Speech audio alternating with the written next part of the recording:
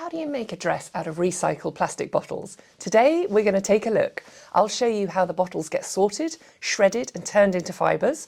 They're then spun into yarn and woven into fabric that a dressmaker like me can dye and make into a dress. When you're out shopping, I'm sure you will have seen labels on garments that say made from recycled polyester, and you may even have seen some that say made from recycled plastic bottles. This is what we're going to talk about today, and the dress next to me was made from recycled plastic bottles. By the end of this video, I hope I'll have inspired you to go actively looking for these garments. They are beautiful, they're soft, they're very affordable, and it would be great for the environment if we can stop buying new polyester. If you're a bride-to-be, you'll probably find there are many designers that have started working with recycled fabrics. And if you're a dressmaker or a fashion student, you may well have tried working with this fabric before. If you have, do let me know in the comments. I'd love to know what your experience of it is so far.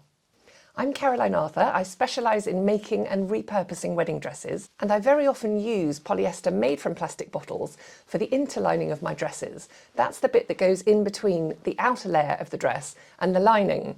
It's very versatile, it's very strong, and it does the job beautifully, and it just means I'm not buying more and more new fabric. I had some of this recycled polyester left over from a commission, so when I was asked to lend a dress for a photo shoot, I jumped at the chance and thought this was a great opportunity to try dyeing it, as you can see from the pink dress, and just experimenting and seeing how it would work if I used it for the fabric of a main dress. We do think of plastic bottles as just rubbish, but I was excited to see whether I could turn something like this into something that would be the star of the show. Before we get into it, I just wanted to share a few statistics. There are over 1 million bottles bought every minute across the globe, which means, unfortunately, that 500 million of them get discarded every year. 80% of them end up in landfill or in the ocean, and only 10% of them get recycled.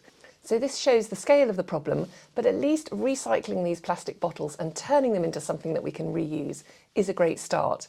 So let's have a look at how this old plastic bottle turned into the fabric for this dress. Once the used plastic bottles are collected and shipped overseas for recycling, these facilities then sort them by colour and type of plastic. The lids need to be removed and the labels and glue taken off.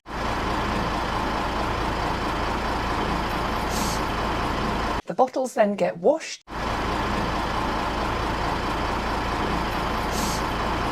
shredded, and ultimately, once all the coloured bits are separated from the clear bits are heated and processed into uniform sized flakes.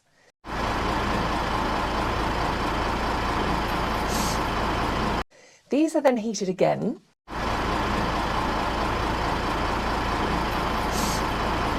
and they become pellets which are forced through a plate with tiny holes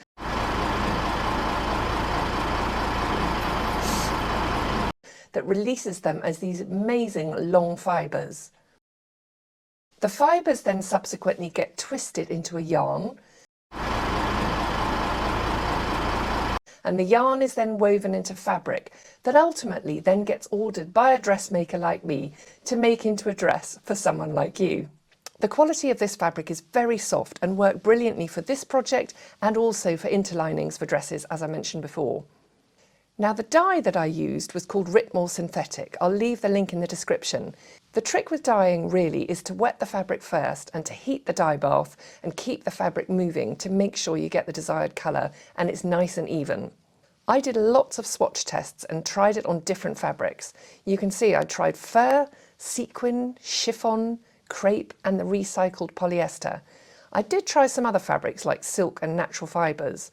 There's an amazing difference depending on how long you leave the fabric in the dye bath for and the concentration of the dye and the heat. If you try this out and you don't get the strength of colour you want, you can always put the fabric back in the dye bath after drying it and then re-dye it for a stronger colour. Once I'd chosen the colour I wanted, I dyed my piece of recycled plastic bottle polyester, and while I dried it on the line, I sketched up my dress. I decided I wanted something quite relaxed, quite sexy, definitely with a split. So you may be wondering, what is the big deal about polyester made from plastic bottles? I want to take you down memory lane just with a little bit of history.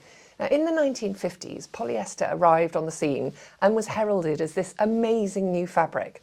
By the 1970s, it had become as cheap as cotton.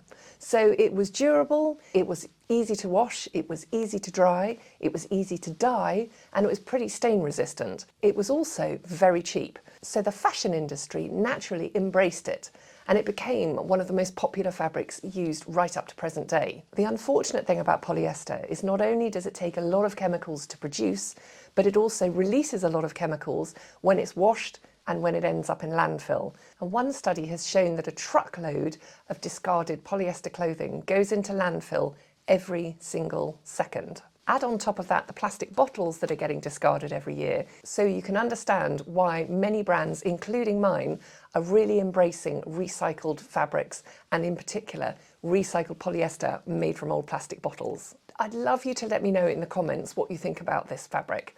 And if you are a fashion student or a dressmaker, you'll know what the big deal is about polyester, and I would really encourage you just to give it a try and see how you find it to sew with.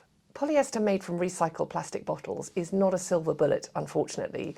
It still uses a lot of chemicals to produce. There's a lot of washing involved, so naturally microplastics will escape and ultimately end up in our waterways. In addition, there are only so many times that polyester can be recycled before it just degrades and is unusable. However, there is a new biodegradable polyester that's been developed, which is very exciting, and also there are some new dyeing methods where you can dye polyester without using a synthetic dye.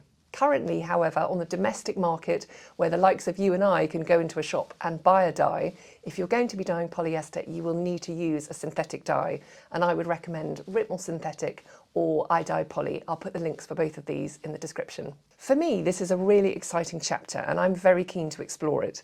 So when I was approached for this photo shoot, I jumped at the chance, not only to demonstrate the versatility of this fabric, but also just to normalise its use. Suppliers very often come together to do these styled photo shoots, usually in order to advertise their products. So to consider introducing elements that are environmentally friendly, I thought was a great option, and the dress was very well received. So I was able to put something forward that I was really proud of, and I was delighted with the results when I saw the photos. I hope you love these photos as much as I do. They're by a great photographer called Jem Hicks, and I'll leave the link to her website in the description. Do give me a thumbs up if you enjoyed this video, and I'd love to know what you think about recycled fabrics generally, what you think about fabrics made from recycled plastic bottles. If you're a dressmaker or a fashion student, I would love to know whether you've tried out this fabric. I found it fascinating to work with, and I would really encourage you to give it a try. Let me know also if you're interested in seeing any other videos on this kind of topic. I do work with a lot of interesting fabrics, and I would love to share some of them with you. But for now, thank you for watching, and I'll see you next time.